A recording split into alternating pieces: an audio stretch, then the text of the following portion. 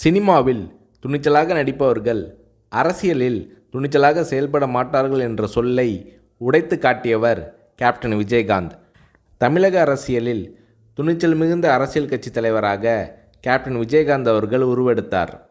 கடந்த 2011ஆம் ஆண்டு சட்டப்பேரவை தேர்தலில் வெற்றி பெற்று எதிர்க்கட்சி தலைவராக கேப்டன் விஜயகாந்த் அவர்கள் இருந்தார். அப்போது தமிழ்நாட்டின் முதலமைச்சராக ஜெயலலிதா அவர்கள் இருந்தார். இந்த நிலையில் சட்டசபை கூட்டத்தொடரில் பால் மற்றும் மின்சார கட்டண உயர்வு குறித்து தேமுதிக எம்எல்ஏக்கள் கேள்வி எழுப்பினர். அப்போது அதிமுக தேமுதிக எம்எல்ஏக்கள் இடையே கடும் வாக்குவாதம் ஏற்பட்டது.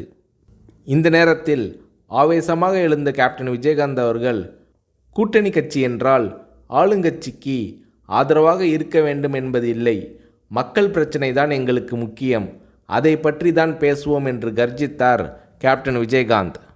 இந்த நேரத்தில் ஜெயலலிதா அவர்களும் கேப்டன் விஜயகாந்த் அவர்களும் மாறி மாறி கடும் விவாதத்தில் ஈடுபட்டனர். இது அன்றைய காலகட்டத்தில் பெரும் பரபரப்பாக பேசப்பட்டது.